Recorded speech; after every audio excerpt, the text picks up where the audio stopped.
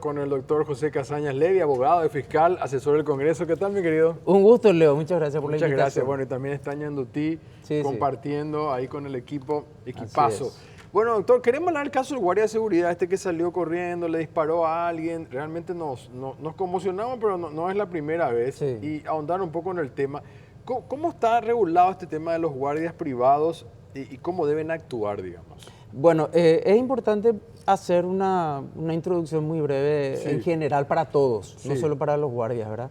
Ya desde el derecho romano, los estados en general le dan una opción al ciudadano que está siendo atacado por alguna razón ilícitamente y no puede recurrir a la autoridad.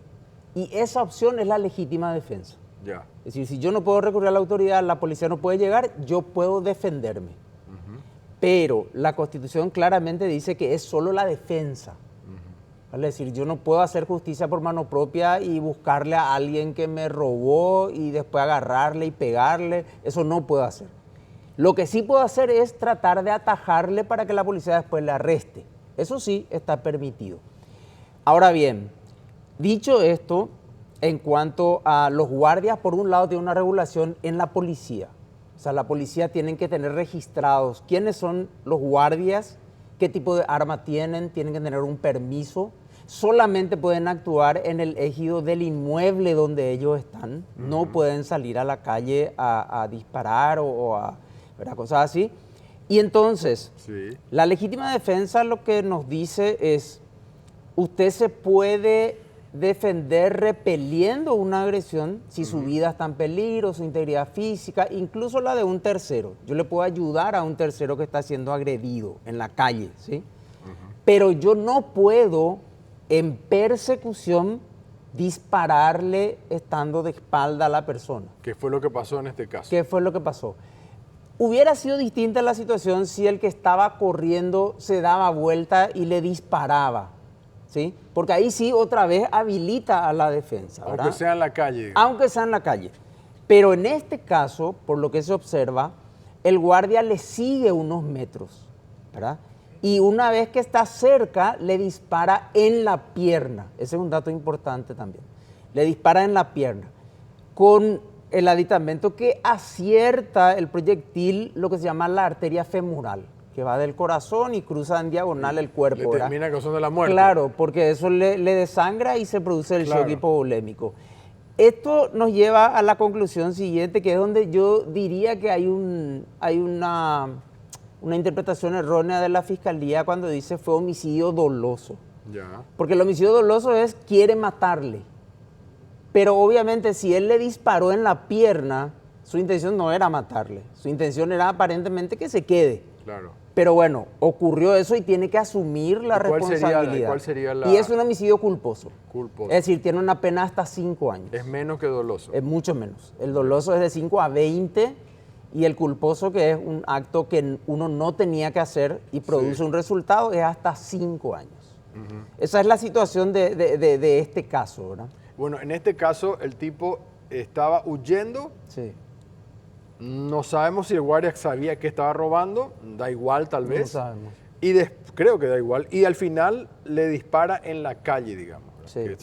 Creo que no hubo un protocolo que se cumplió, digamos, probablemente. ¿No? Él no podría salir, de hecho, a perseguir a nadie, ¿verdad? Porque los guardias de seguridad no reemplazan a la policía. Los guardias de seguridad están previstos para la custodia de un sector privado. Por lo tanto, no pueden salir del lugar con su arma, de hecho. Entonces, ese es un error cometido por él, por el guardia. Incluso hay que decir algo. Si él le hubiera... ¿Vos crees, doctor, por eso te pregunto si hay un protocolo? Sí. No quiero hablar ni siquiera nombrar a la empresa, porque no creo que no viene al caso, sí. ¿verdad? No, qué sé yo, la semana pasada estábamos hablando de Coabolaño que sí había un protocolo que había que cerrar la puerta. Terrible, ¿no? Porque era un robo, terrible, supuestamente, sí. Y bueno, lo que pasa. ¿Qué dice el protocolo? Es que de cada empresa, no, mira, si alguien roba tenés que seguirle, ella pichupe o no, qué sé yo. No. Incluso hay una resolución de la Policía Nacional que indica cuál es el protocolo en persecución. Y en esa situación, lo que dijimos antes, ese protocolo de la policía dice, ni siquiera la policía puede disparar. Vos recordarás el año pasado, o en pandemia creo que fue, que un señor iba con su hijo en el auto y cuando vio una barrera hizo una U para retornar y no pasar por la barrera. La policía le sigue y le dispara en persecución. Tampoco podía hacer eso. Está prohibido. El único caso en el cual uno puede utilizar incluso arma de fuego, que es lo más grave, ¿verdad? Es Sí. cuando uno está en peligro, cuando su vida está en peligro, ¿sí? Y la única manera de salvarse es disparando, incluso la policía. Nadie puede dispararle a otra persona para que no se escape. Eso no está permitido. Y incluso si ocurría dentro del local, tampoco podría haberlo hecho. Quiero llegar ahí. Los guardias de seguridad de las empresas que vemos normalmente en cualquier lado, en una farmacia, donde sea, ¿pueden usar esas armas así de gruesas? Solamente si su vida o la vida de las personas que están ¿Pueden ahí. portar el arma? Pueden portar porque hay un reglamento policial, ellos tienen que registrarse. En la policía, el arma se registra en DIMABEL, en la Dirección de Material Bélico, y le dan un permiso especial luego de constatar que ellos están entrenados. Y también hay un reglamento que habla del tipo de arma. Yo te digo, Sí, hago sí, así sí. porque veo algunas Totalmente cosas gigantes. escopetas, ¿verdad? Sí, Escopetas. sí. Pero las armas que son automáticas, Sí. que apretando el gatillo pueden salir varios Sí. tiros, o armas de guerra no se pueden utilizar. Ajá. Está prohibido. En el caso, bueno, puede tener el arma. Si hay un hecho, puede disparar. Vos me decís, no puede salir luego a la calle. No. Vamos a suponer que esté en el estacionamiento del supermercado. Tampoco podía disparar. No, salvo que la persona sea un asaltante que baje con un arma y le apunte o cosas así, ¿verdad? Exacto. O sea, pero por salir corriendo no, No, tampoco. no, ni no ahí, puede. ni ahí adentro. No puede. ¿Y cuál es la diferencia entre un policía y un guardia de seguridad privado, digamos? La diferencia es que el guardia privado no puede actuar en la vía pública. La vía pública es solamente de la policía. En Paraguay nosotros tenemos solamente 2 organismos que trabajan en la fuerza pública. Una es la Policía Nacional, que es el orden interno, y la otra es las Fuerzas Armadas. Ninguna otra. Por eso se enojan algunas personas en Senat cuando yo digo esto, porque ellos realmente no son fuerza pública. No. Es una fuerza irregular. Tienen ley y todo lo que quieran, pero realmente en la Constitución ellos no están. Y ya hubo casos también de salir a disparar un montón. Fueron condenados. Fueron condenados. Claro, Sí, sí. sí, sí. En el caso de la policía, digamos, ¿cuál es el protocolo, digamos? Vos me decías, Sí. hubo un caso donde le siguieron.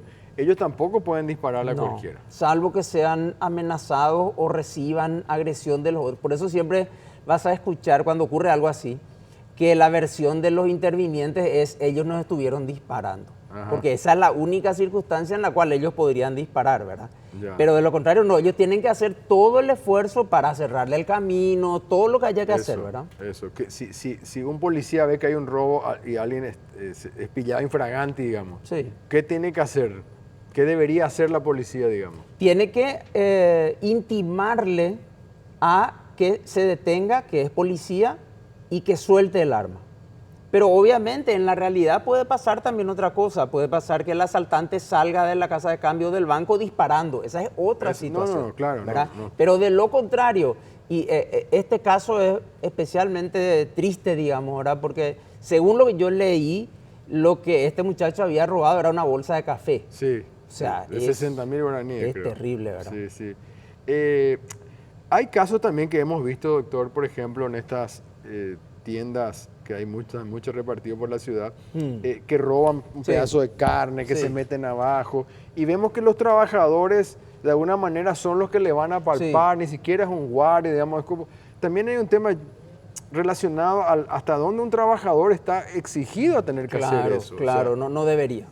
No debería. Las empresas tienen que tener su personal Sí. de seguridad. Sí. Que justamente para este tipo de casos, porque los robos bagatelarios en supermercados, etcétera, no es algo solo en Paraguay, ¿verdad? En Europa también ocurre muy a menudo. Y lo que hacen, por eso en los comercios uno ve en Europa y en Estados Unidos, que los guardias están recorriendo, porque lo que hacen es prevenir, y si ellos observan que alguien tiene un comportamiento extraño, le retienen y le dicen, señor, usted acaba de guardar algo en su... Claro. ¿Verdad? Entrégueme por favor, acompáñenme a tal parte, y le llaman si es necesario a la policía. Ese es el procedimiento preventivo. Lo que pasa es que acá le llegan ya a la caja. Exacto. Y el cajero no es una persona que tenga la habilidad, no está preparado. Y a veces corre el riesgo de su propia vida, ¿verdad? ¿Y la policía utiliza algún tipo de disuasivo? Porque hablando de otros países de Estados Unidos, vemos que están estas cosas eléctricas o unas armas también que tienen. Y deberíamos tener porque no son letales, ¿verdad?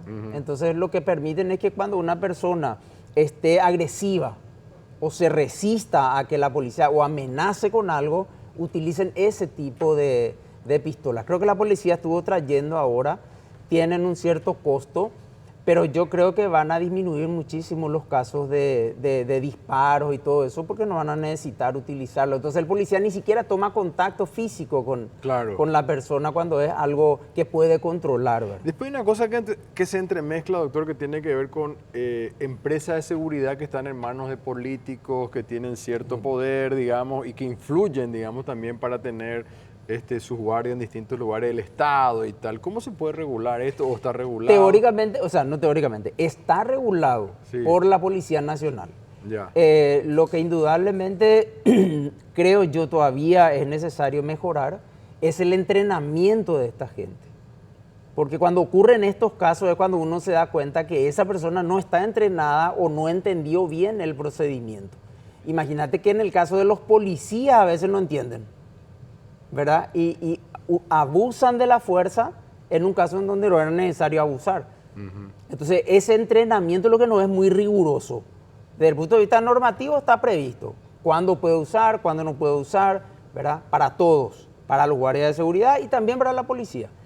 Pero el entrenamiento no es muy estricto. Y hablando de las personas, digamos, en sus casas, digamos, que tienen armas. Sí. Y va a entrar un ladrón o ver por la cámara o escucha. ¿Qué debería hacer una persona? Porque ahí le entra el pánico. Claro, ¿Qué hago? Le quiero defender a mi familia. Bueno, yo no tengo armas, ya aviso luego. O sea, ojalá nunca entren a mi casa, pero yo no tengo armas. Pero digo nomás, ¿qué pasa en esos casos? La tentación. Una vez me dijo un amigo, y bueno, yo le disparo y le llevo a 2 por lo menos, pero no sé. Sí, por eso, en primer lugar, hay dos tipos de tenencia de armas. Una es la tenencia, que es lo que vos decís, yo tengo en mi casa, tengo en un lugar seguro, etcétera. Y la otra es la aportación, que no le dan a cualquiera, que es cuando yo me dedico, por ejemplo, al servicio de guardia personal. Entonces tengo que tramitar un permiso especial para poder tener conmigo. Esa es la aportación. Pero si tengo en mi casa, si tengo en mi casa, con en la guantera.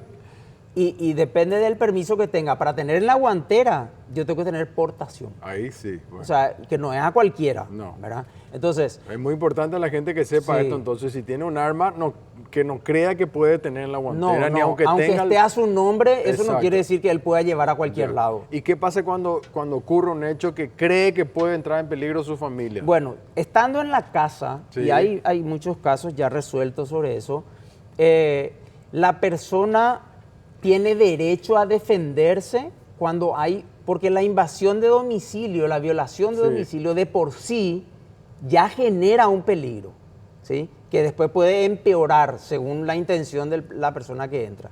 Entonces, la persona puede usar el arma en la medida en que se dé cuenta que el ingreso es totalmente ilegal, que hay una persona que entra con un palo, con un cuchillo, porque eso también hay que aclarar.